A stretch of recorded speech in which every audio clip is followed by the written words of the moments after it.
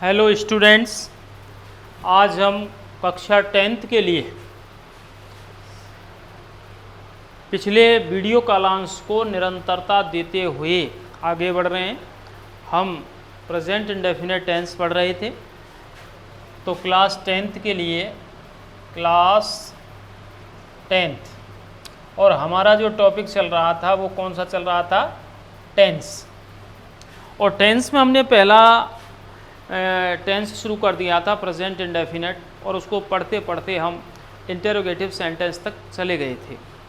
Interrogative sentence के हमने sentence 2 4 5 बनाए, और उसमें मैंने आपको WH वर्ड हु से प्रश्नवाचक वाक्य बनाने वाली बात कही थी, और उसमें एक नोट भी मैंने लास्ट में डलवाया था।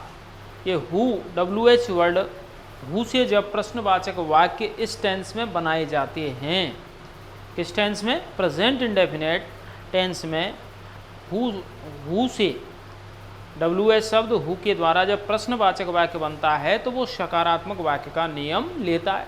अब सकारात्मक वाक्य में क्या होता है कि SES या फर्स्ट फॉर्म लगाते हैं MB में, लेकिन हु जो है सिंगुलर सब्जेक्ट सपोर्ट करता है, और सिंगुलर सब्जेक्ट सपोर्ट करता है तो हम उसमें MB में SES लगाते हैं। तो आप इसका सिंटेक्स अर्थात वाक्य संरचना इस तरीके से होगी। तो इसका जो सिंटेक्स है वो इस प्रकार होगा कि आप सबसे पहले हु लगाओगे, हु के बाद MB में SEIS,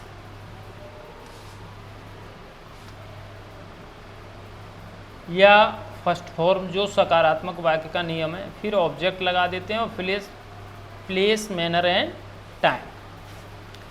WH वर्ड हु लग गया, MB में SEIS, MB first form plus object plus place manner and time. जैसे आपका सेंटेंस है,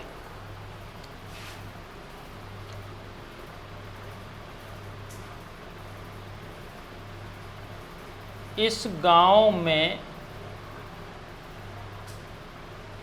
कौन रहता है,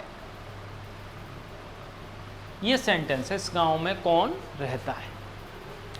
अब कौन आ गया इसमें, कौन आने से ये WH वर्ड हु से ही वाक्य बनेगा, और WH वर्ड हु से बनेगा तो सबसे पहले हम क्या लगाएंगे? हु। और हमारी जो वर्ब है वो रहना वर्ब है, जिसको क्या बोलोगे आप? लिव। और लिव में क्या कर दोगे? एस लग जाएगा। इसको सिंगुलर सब्जेक्ट मानते हैं, लेकिन हम अब मन से कई बार फर्स्ट फॉर्म यूज कर लेते हैं कि हमें ऐसे कौन करने वाले कौन है, तो उसमें बहुवचन शो अपने मन से शो करें, तो वहाँ पर MB फर्स्ट फॉर्म लगा देते हैं।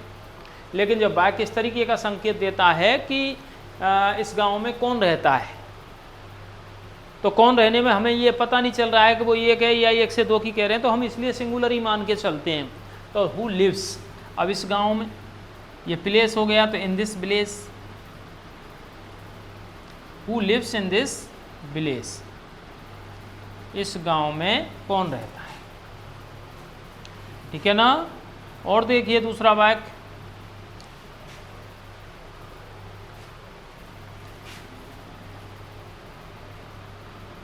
राम को एक कहानी रोजाना कौन सुनाता है। राम को एक कहानी रोजाना कौन सुनाता है। तो सबसे पहले वही पैटर्न है कि आप ता है पहचान लें, और पहचान में क्या मिला आपको? सुना। ठीक है ना। तो वर्ब हो गई हमारी सुनाना, सुनना नहीं, सुनाना, जिसको अंग्रेजी में टेल कहते हैं, TELL।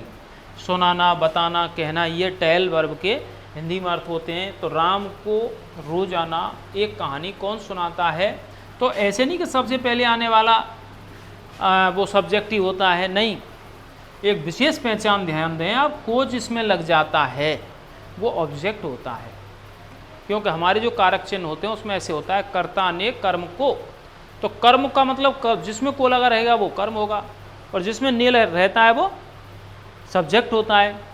लेकिन यहाँ पर राम को, किसको, राम को, तो ऑब्जेक्ट ढूंढेंगे तो आप क्या लगा के देखोगे क्रिया में, किसको सुनाता है, राम को। तो किसको के जवाब में कौन आता है, डायरेक्ट ऑब्जेक्ट। क्या सुनाता है, ये कहानी, तो एक कहानी भी ऑब्जेक्ट है, ये भी ऑब्जेक्ट है और ये भी, लेकिन ये डायरेक्ट ऑब्जेक्ट और ये इनडायरेक्ट ऑब्जेक्ट है, ठीक है ना। रोजाना एडवर्ब ऑफ टाइम है, एडवर्ब ऑफ टाइम, और कौन जो है आपका WH वर्ड है ये। तो सबसे पहले आप क्या लगा दोगे, हु टेल्स, सुनाने वाले के लिए क्या बोलोगे आप, टेल मीन सुनाना, कौन सुनाता है, तो हमने एक वचन मान के एस लगा दिया इसमें, हु टेल्स, हु टेल्स कौन सुनाता है, indirect object, who tells Ram a story. और यदि आप डायरेक्ट ऑब्जेक्ट को पहले ले रहे हो, इनडायरेक्ट ऑब्जेक्ट को बाद में ले रहे हो, तो आप a story to Ram, a story to Ram इस तरीके से। तो who tells Ram a story daily. दोबारा से सुने, वाक्य जो है वर्ब पहचाने, वर्ब के बाद अन्य शब्दों पर गौर करें कि जो कौन आ गया जिस वाक्य में, तो उसमें सब्जेक्ट तो हो ही नहीं सकता। कौन हमेशा सब्जेक्ट की रिक्वायरमेंट करता है, उसे ज़रूरत ही है सब्जेक्ट ढूंढना है कि सुनाने वाला कौन है, तुमको खाना कौन खिलाता है, तो खिलाने वाला कौन है, तुमको कौन पढ़ाता है, पढ़ाने वाला कौन है। तो कौन जिस वाक्य में होगा तो उसमें सब्जेक्ट नहीं हो सकता। तो हमें ऐसे लग रहे हैं अन्य शब्द हैं कि वो, हमें ऐसे लग रहा है सबसे पहले कोई नाम आता है वो सब्जेक्ट है, तो ये हमारी गलत सोच है। हम सही तरीके से पहचाने, को जिसमें लग जाता है वो तो हमेशा ऑब्जेक्ट होता है। अगर दोनों आ रहे हैं, को वाले आ रहे हैं या कोई ऐसा आ रहा है, तो क्या किसको लगा के देखो आप वर्ब के सामने, निश्चित रूप से आपको ऑब्जेक्ट नज़र आएगा, ठीक है ना। तो इस तरीके से आपको करना है। राम को ये कहानी रोजाना कौन सुनाता है, तो सबसे पहले हमें WH वर्ड हु फॉलो करना है, उसके बाद आप वर्ब लगाओगे, वर्ब आप सिंगुलर मान के, who tells Ram a story daily. इसके बाद अगर हम दूसरा इसको ऐसे भी बना सकते हैं, who tells a story to Ram, to भी लगा सकते हैं, और फोर, टू या फोर में से कोई भी आप प्रपोजिशन यूज कर सकते हैं इस कंडीशन में, जब इनडायरेक्ट ऑब्जेक्ट को डायरेक्ट के बाद लिखा जाता है। ये मैंने पहले ही बता दिया था आपको कि जब ऑब्जेक्ट दो होते हैं तो डायरेक्ट को पहले लिखते हैं, वो इनडायरेक्ट को पहले लिखते हैं, डायरेक्ट को बाद में लिखते हैं, जब तो हमें कोई ज़रूरत नहीं होती। लेकिन हम ऐसा करें कि डायरेक्ट को पहले लिखें, इनडायरेक्ट को बाद में लिखें, तो उससे पहले टू या फोर लगाते हैं। तो यहाँ पर हमने क्या कर दिया, डेली लास्ट। तो इस तरीके से हमारा ये था। तो एक बात हमने जो पिछले कालांश में बात अधूरी रखी थी उसको पूर्ण किया है हमने। तो पहला हमको नोट ये ध्यान देना है कि WH वर्ड हु से प्रेजेंट इंडेफिनिट, और आगे जब पढ़ोगे तो ऐसा ही पास्ट इंडेफिनिट में होगा। प्रश्नवाचक वाक्य बनाए जाते हैं तो ये कैसा नियम लेता है, सकारात्मक वाक्य का, एफर्मेटिव सेंटेंस का नियम लेता है। इसके अलावा अगर इससे हम इंटरोगेटिव नेगेटिव सेंटेंस बनाएं, कैसे सेंटेंस बनाएं, इंटरोगेटिव नेगेटिव, तो हमें डू नॉट डज नॉट का प्रयोग करना होगा। नेगेटिव वाक्य में होता है क्योंकि वहाँ पर हमने नेगेटिव में किया तो इंटरोगेटिव नेगेटिव में वो यूज हो जाते हैं। इसके आगे आपको एक नोट और पढ़ना है जो वो भी काफ़ी महत्वपूर्ण है, ठीक है ना। तो इस बात पर थोड़ा सा विशेष ध्यान दें।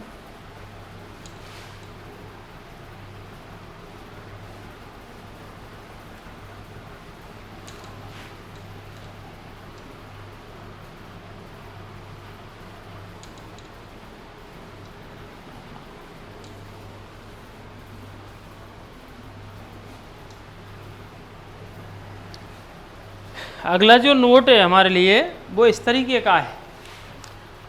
तो नोट डाल के आपको लिखना होगा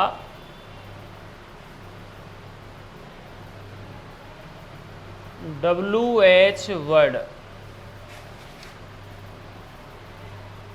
whose, which, how much and how many से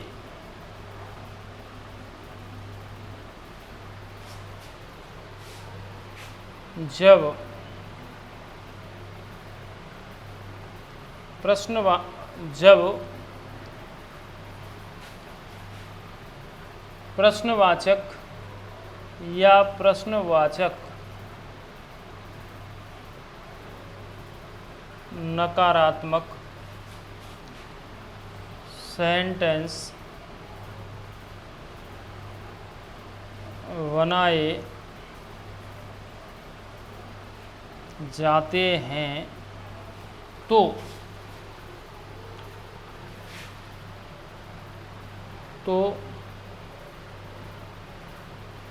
इन शब्दों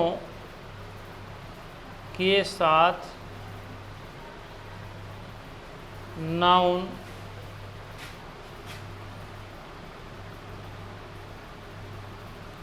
वर्ड को जोड़ा जाता है। नाउन वर्ड को जोड़ा जाता है, अर्थात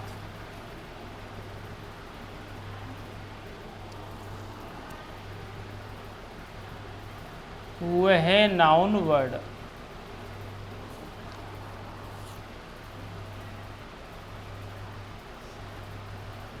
अक्सर वह नाउन वर्ड करें, अक्सर बाद में लिखेंगे, नाउन वर्ड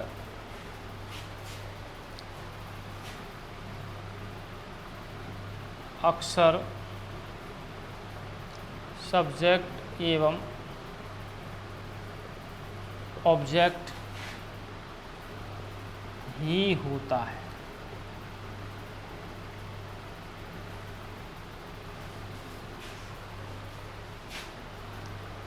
इसके बाद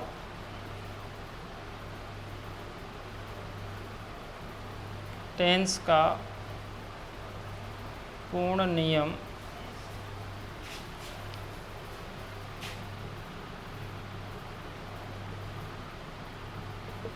लगाते हैं। तो whose, which, how much, how many. तो नाउन शब्द, ये दोबारा से सुने आप इस बात को कि WH word whose, which, how much, how many, mostly इन शब्दों से प्रश्नवाचक जब वाक्य बनते हैं, से जब प्रश्नवाचक या प्रश्नवाचक नकारात्मक सेंटेंस बनाए जाते हैं तो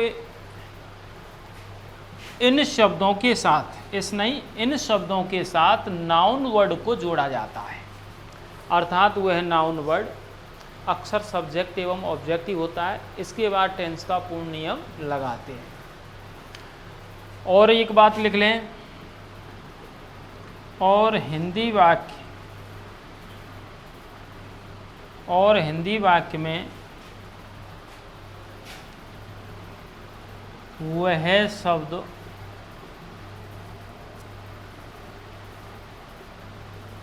WH वर्ड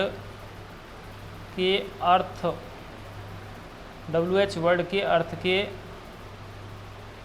साथ जुड़ा रहता है। ठीक है ना, जुड़ा रहता है। तो किस तरीके से जुड़ा रहता है ये समझना है। जैसे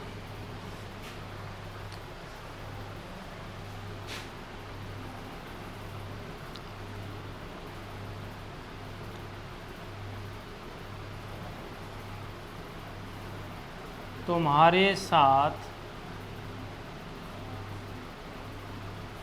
इस कक्षा में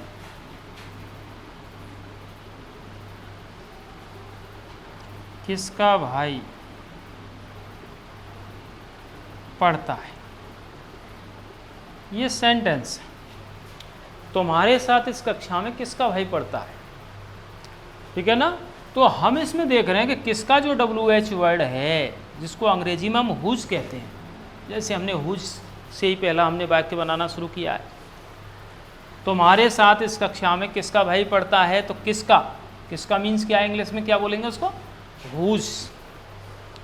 अब उसके साथ जो हिंदी में अगला शब्द प्लस है, जुड़ा हुआ है, उसको भी हम हुज के साथ ही जोड़कर लिखेंगे। अब हमको ये पहचानना है किसका भाई जो है वो सब्जेक्ट है कि ऑब्जेक्ट है।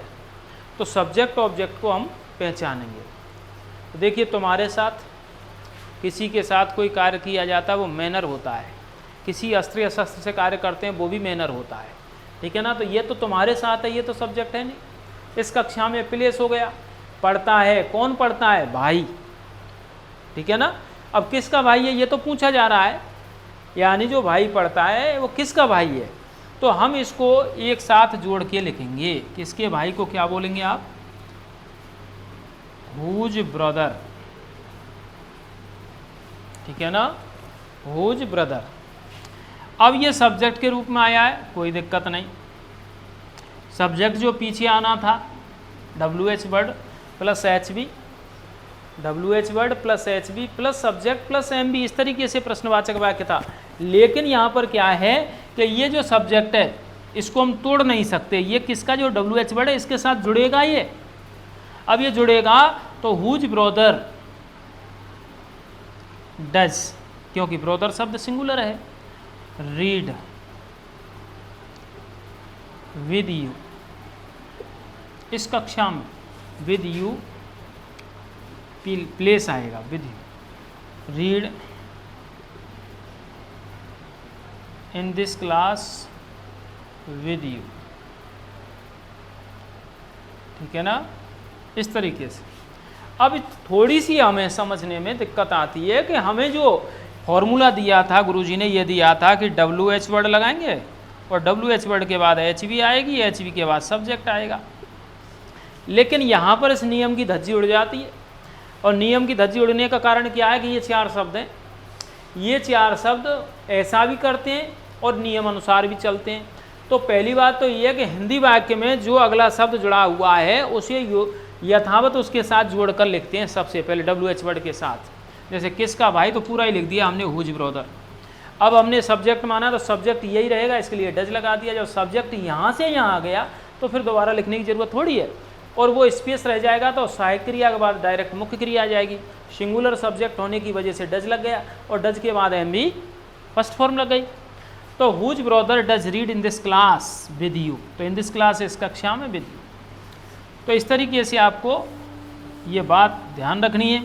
कई बार हमसे इसी प्रकार के प्रश्न पूछे जाते हैं तो हमें वो स्ट्रक्चर थोड़ा सा फील होता है कि इसमें थोड़ी सी गफलत लग रही है, तो गलत है या कुछ गलतियां नज़र आ रही हैं, तो वो कैसे है, ये 4 शब्द आपको ध्यान रखने हैं। और देखिए दूसरा सेंटेंस देखें, तुम शाम को कितना दूध पीते हैं। ये सेंटेंस देखिए आप, तुम शाम को कितना दूध पीते हैं। तो कितना जो शब्द है उसको हम क्या बोलते हैं, तो किसी भी पदार्थ की जो क्वांटिटी बताता है वो हाउ मच, क्वांटिटी जो पूछता है वो हाउ मच, मात्रा। तो कितना दूध जुड़ जाएगा इसके साथ। पीते हैं तो पीना वर्ब हो गया, कौन पीते हो तुम, तो यहाँ सब्जेक्ट अलग है, लेकिन क्या पीते हो दूध, तो यहाँ ऑब्जेक्ट जुड़ गया इसके साथ। तो मैंने ये स्पष्ट लिख दिया है कि वो अक्सर सब्जेक्ट या ऑब्जेक्ट ही होता है। तो पहला वाक्य मैंने सब्जेक्ट वाला बताया और दूसरा कौन सा बता रहा हूँ, ऑब्जेक्ट वाला। लेकिन वो सब्जेक्ट हो चाहे ऑब्जेक्ट हो, इसके साथ जुड़कर आता है, ये आपको विशेष ध्यान रखना है। तो आप कैसे बनाओगे इसको, how much milk, how much milk, कितना दूध को इंग्लिश में हाउ मच मिल्क।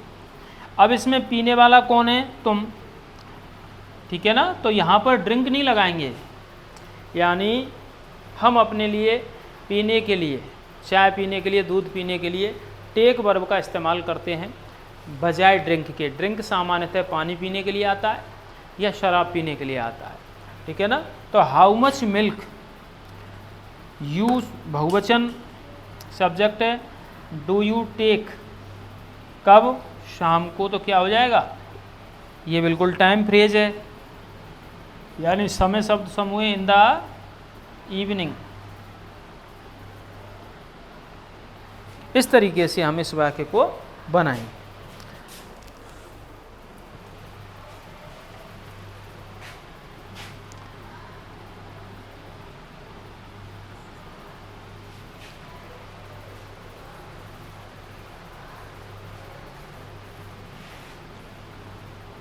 तो तुम शाम को कितना दूध पीते हैं, तो उसको अपन how much milk do you take in the evening, ये हो जाएगा साहब। एक सेंटेंस और देख लें, फिर इंटरोगेटिव नेगेटिव सेंटेंस हम इसके पढ़ाएंगे आपको। जैसे देखिए,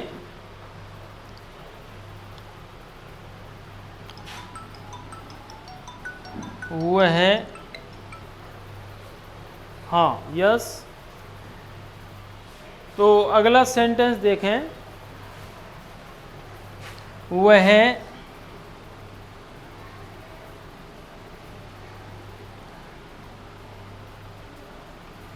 कौन सा रंग पसंद करता है, वह कौन सा रंग पसंद करता है। तो कौन सा शब्द जो है उसके साथ क्या जुड़ गया, रंग, ठीक है ना। तो यहाँ पर नाउन वर्ड वह सब्जेक्ट हो गया, पसंद करने वाला कौन है, पसंद करना, लायक हो गया। तो यहाँ पर कौन सा कौन सी को अंग्रेजी में क्या कहते हैं, विच। रंग को क्या बोलोगे आप, which colour does he like, ठीक है, डज ही लाइक। और अक्सर सबसे अधिक तो मोस्ट लगा देते हैं, सबसे अधिक कौन सा रंग पसंद करता है, तो उसके लिए आप मोस्ट शब्द का, लेकिन वह कौन सा रंग पसंद करता है, तो which colour does he like. तो ये आपका मैंने अलग से, ये जो बात आती है निकल के, कई बार ऐसे सेंटेंस आते हैं जो उसका स्ट्रक्चर हमारी समझ में नहीं आता है, उसका रीज़न ये है कि ये मुख्य रूप से there are 4 word which take या which use in this form in interrogative negative sentences, चाहे प्रश्नवाचक हो चाहे प्रश्नवाचक नकारात्मक वाक्य हो, इसी तरीके से यूज किए जाते हैं। कौन कौन से वाक्य आपको ध्यान रखने हैं, whose, which, how much and how many. Next interrogative negative sentence आप पढ़ोगे और ये टेंस आज कंप्लीट होगा। ये जो मुख्य मुख्य बातें हैं आपकी वो तो क्लियर हो गई, और इसमें एक इंटरोगेटिव नेगेटिव सेंटेंस है उसकी तरफ आप ध्यान दोगे।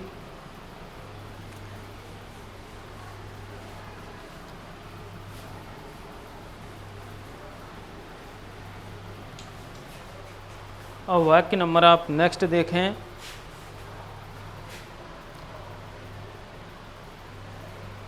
इंटरोगेटिव नेगेटिव सेंटेंस, अर्थात प्रश्नवाचक नकारात्मक वाक्य।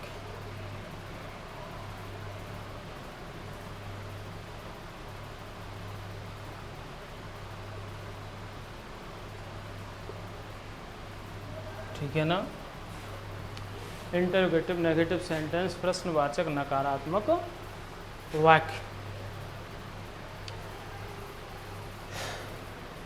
इसका भी जो सिंटेक्स है, वाक्य संरचना है, वो इस तरीके से है। 2 तरह के सूत्र होंगे इसके भी। हिंदी में क्या से शुरू होने वाले, वो हेल्पिंग वर्ब से होंगे, और कब कौन कहाँ कैसे क्यों आएगा तो वो WH वर्ड से। केवल प्रश्नवाचक से प्रश्नवाचक नकारात्मक वाक्य बनाते समय नोट का अंतर आता है, और सारी गतिविधियाँ यथावत रहती हैं। तो आप कैसा लगा, सबसे पहले क्या करोगे, पहला जो सूत्र होगा डू एंड डज, या डू या डज में से एक प्लस सब्जेक्ट, सब्जेक्ट के बाद क्या होगा, not. Do oblique does plus subject plus not plus MB first plus object plus place manner and time PMT। Do oblique does plus subject plus not plus MB first plus object plus, फिर इसका दूसरा है WH word plus do oblique does plus subject plus not plus MB first plus object plus. अब आप देखें दोनों sentence के अंदर कितना फ़र्क है, तो फ़र्क इतना ही है कि ये जो सूत्र है उससे आगे हम WH वर्ड और लगा लेते हैं। मैं बार बार इस बात को कह रहा हूँ आपसे कि हमारे दिमाग में ये होना चाहिए कि जब 2 सूत्र हैं प्रश्नवाचक या प्रश्नवाचक नकारात्मक वाक्य के, तो किस सूत्र को कब हम लगाएं। ये बात आपके दिमाग में क्लियर होनी चाहिए। अगर ये क्लियर नहीं है तो हम वाक्य सही तरीके से नहीं बना पाएंगे, हम एक अच्छी स्थिति अपने दिमाग में नहीं बना पाएंगे। तो बार बार कहता हूँ कि जो हिंदी में क्या से शुरू होता है वो अंग्रेजी में हमेशा सहायक क्रिया से बनता है या हेल्पिंग वर्ब से बनता है, वर्ब ऑक्सिलरी जिनको सहायक क्रिया बोलते हैं। और जो हिंदी वाक्य में कब, कौन, कहाँ, कैसे, क्यों आदि शब्द आते हैं उसे हम किसके द्वारा बनाते हैं? WH वर्ड के द्वारा। ठीक है ना? तो नोट का समावेश एक अतिरिक्त हो जाता है इसमें, और कुछ है नहीं। जैसे देखिए,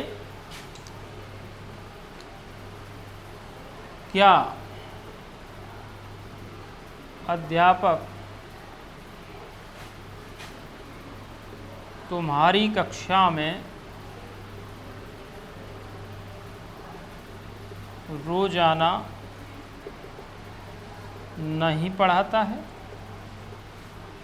क्या अध्यापक तुम्हारी कक्षा में रोजाना नहीं पढ़ाता है? तो क्या से जब स्टार्ट हुआ है, क्या से जब स्टार्ट हुआ है तो हम क्या करेंगे? इसको पहले सूत्र को लगाएंगे। पढ़ाने वाला कौन है? अध्यापक, सिंगुलर है, इसलिए हम डू या डज में से वही स्थिति है, एक वचन के लिए डज लगाते हैं, बहुवचन के लिए डू लगाते हैं। तो कैसे बनाएंगे? Does the teacher not teach, क्योंकि वर्ब क्या है? पढ़ाना। कौन नहीं पढ़ाता? अध्यापक। कहाँ? तुम्हारी कक्षा में। और कब? रोजाना। सारी बातें क्लियर हैं। पढ़ाना वर्ब हो गई, रोजाना एडवर्ब ऑफ टाइम हो गया, तुम्हारी कक्षा में एडवर्ब ऑफ प्लेस हो गया, और ये क्या? इंटरोगेटिव जवाब मांग रहा है आपसे, प्रश्न पूछ रहा है, और ये आपका अध्यापक जो है सब्जेक्ट। तो does the teacher not teach in your class, तुम्हारी कक्षा में, और डेली। इस तरीके से आपका ये वाक्य क्लियर होता है कि does the teacher not teach in your class daily.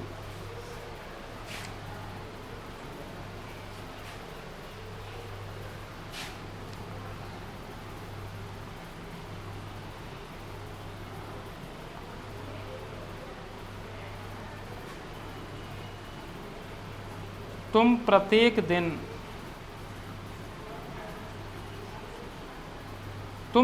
दिन घूमने क्यों नहीं जाते हैं? तुम प्रत्येक दिन घूमने क्यों नहीं जाते हैं? तो यहाँ देखें आप, जाना वर्ब हो गई और एक घूमना, जो मैंने पहले भी इस बात पर डिस्कशन किया है कि घूमने जाने के लिए एक हम फ्रेज इस्तेमाल करते हैं, गो फॉर ए वॉक।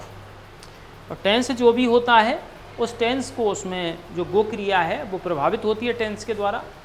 तुम प्रत्येक दिन घूमने क्यों नहीं जाते हैं? तो क्यों नहीं, तो सबसे पहले क्या लगाओगे आप? वाई। क्या लगाओगे? वाई लगाओगे, और वाई के बाद में तुम के लिए तो why do you not, why do you not go for a walk.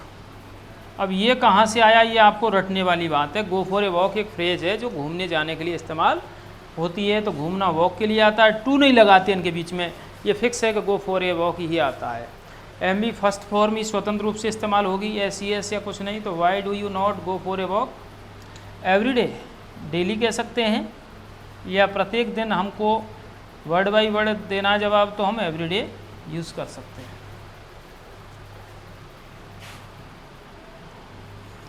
और देखिए आप सेंटेंस जो मैंने अभी बताया था, whose, which, how much, how many, उनसे देख लेते हैं।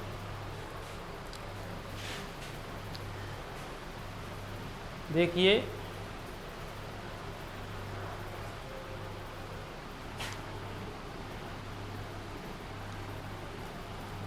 इस शहर में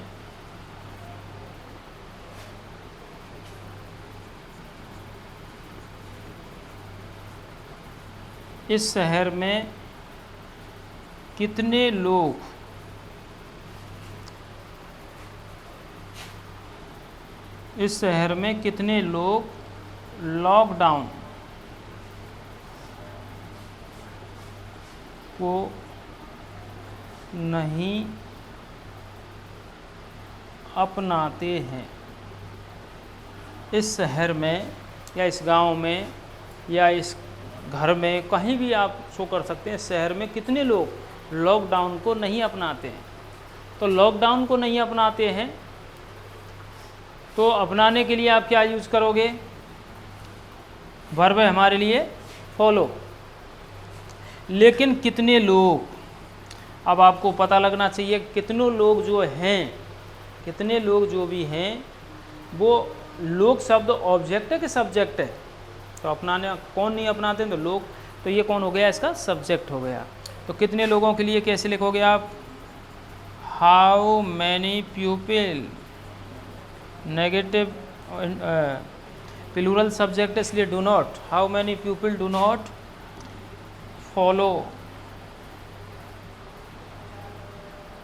लॉकडाउन इन दिस सिटी। ठीक है ना? ये है। एक लास्ट सेंटेंस इस टेंस का और देख लें और ये टेंस आपका समाप्त हो गया। एक और देखें, चौथा सेंटेंस।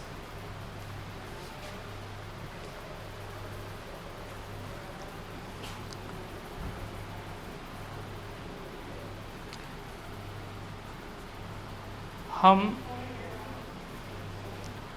यहाँ किसको नहीं जानते हैं? हम यहाँ किसको नहीं जानते हैं। तो यहाँ पर किसको है? तो किसको को अंग्रेजी में किसका या किसकी को तो हुज कहते हैं, और किसको को क्या कहते हैं? हुम। हु सब्जेक्ट है, सब्जेक्ट को पूछता है, और हुम ऑब्जेक्ट को पूछता है। तो क्या लगाएंगे अपन? हुम